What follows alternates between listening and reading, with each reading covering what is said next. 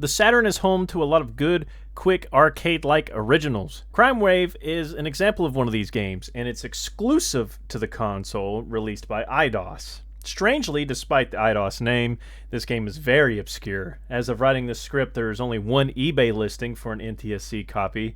The OST's uploaded literally nowhere, and there's only a handful of videos on YouTube in general. This shocks me, as Crimewave is a great pick-up-and-play vehicular combat game. Reminds me of a lot of classics such as Spy Hunter, Return Fire, Chase HQ, a dash of GTA 2, and most importantly, the DOS masterpiece that is Quarantine. The game takes place in a dystopian city where law enforcement has been privatized by the corrupt mayor. To deal with crime, this mayor pays out bounties to anyone who brings a criminal down. You play as one of these corrupt cops. The plot itself is what really gives me the Quarantine vibes, as that game took place in a dystopian city, although the chaos was because of a different reason.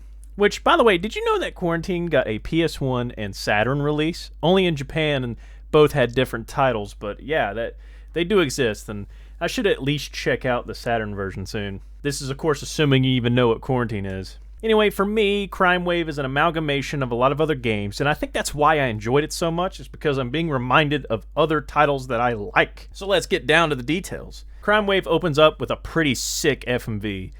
There's this taxi driver, and he's killing dudes, and,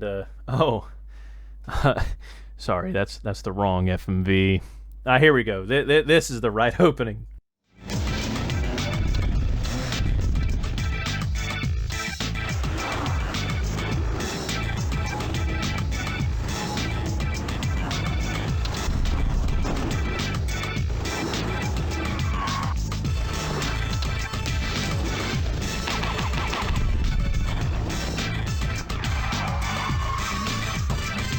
Some good vehicular combat to set the mood. There's no additional game modes. There's a split screen from what I read online, but it's just the normal game, but with a friend. I haven't tried it. For single player, you pick a level, which at the beginning you only have a choice of 2, and, well, it just kind of starts. The gameplay is very simple. It's a top-down driving game, so you hold accelerate and steer with the D-pad. You have unlimited ammo for the default machine gun, but can get rockets and other stronger firepower from pickups. When a target explodes, the power-ups will just fly off, so snatching them can be difficult in itself unless you get lucky and destroy your target in a corner. Each target is worth like 100 mechs, which is a currency of the city called Mikio. You have to drive around looking for the targets, and once they're spotted, you have 2 minutes to bring them down. 2 minutes may not seem short, but they're always running from you. Later levels have targets that are equipped with boosts, or they're just generally faster than you, meaning you have to try to guess their destination and take shortcuts to catch up. 1,000 mechs unlocks the next section of the city, which sounds simple, except killing innocent vehicles makes you lose mechs, and it's very hard to have selective fire when it's hard to aim your weapons, and of course because there's just a lot going on. Regardless, the last target you kill is a boss, and it's always the spongiest vehicle ever. Usually I have to get lucky, like when they get stuck or they're in a narrow road or alleyway, and I just can't miss, you know? A lot of levels have rival cops trying to steal your bounty, so you got to take them out before they ruin your run, or take you out. But I kind of welcome the rival cops because killing them drops power-ups, and I need those like all the time. Losing the game means not taking out your target in the allotted time. Like, you are allowed to die and retry your assault, but the time doesn't reset. It's 2 minutes or it's game over. So let's pretend you're almost got your target killed, but he kills you with 10 seconds on the clock.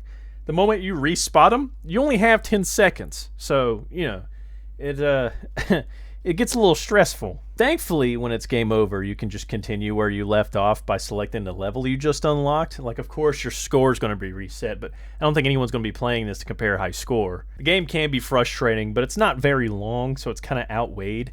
There are some glaring issues we'll explore in a moment, but that's really the game. Kill targets for money, unlock the next level, rinse and repeat.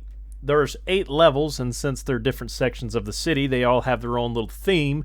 Not only does the OST change, but the whole landscape changes. It's pretty cool to cross into a new district for the first time. I just love these graphics in these buildings, and I know I keep mentioning Quarantine, but this really just makes me want to play Quarantine some more, or heck, even Grand Theft Auto 2, as I absolutely love that game world as well. However, Grand Theft Auto 2 is top-down, while Crimewave is kind of isometric, making it to where you can see all the facades of the city. Makes me wish you could free roam, like the game I won't stop mentioning, Quarantine. There's no way to freely explore unless you ignore the target. Like, you get 2 minutes to take them down, but sometimes they can escape pausing that timer.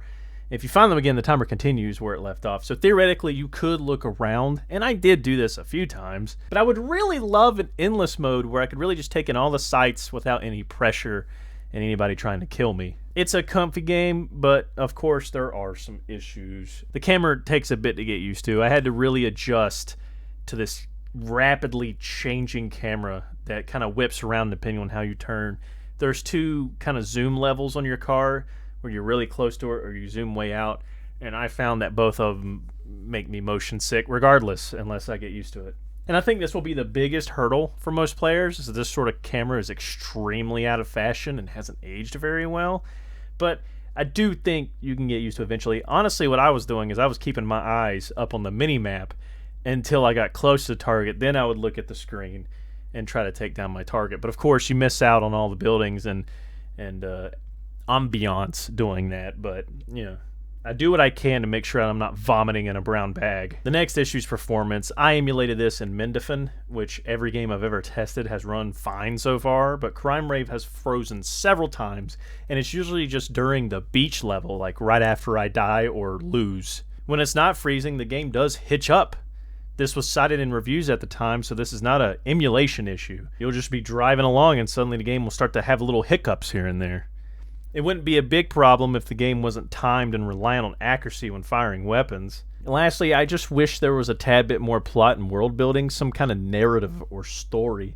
For me, that's what keeps this game from being high on the list. It's a great arcade-like Saturn exclusive, and I had a lot of fun with it, but the lack of any kind of additional content or world building means I probably won't return unless I'm in a very specific mood.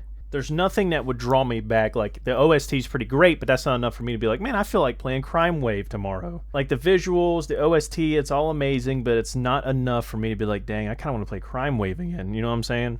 There's nothing drawing me back to it unless one day I just think, man, I'm in a Saturn mood and I want to blow up other cars and I only have 30 minutes to play. That'd be about the only time I'd play this again. I do recommend that Saturn fans check it out, as it's very short, it doesn't waste your time, and it's a Saturn exclusive. It's a game that's still trapped on the console. The sights and sounds of Miko City are worth experiencing, and who knows what other wacky billboards are out there that I did not find or show in this video. So yeah, I'd say check it out at least once. Man, I'm still loving exploring this console and finding all these little games. It's slowly becoming a top favorite console library for me.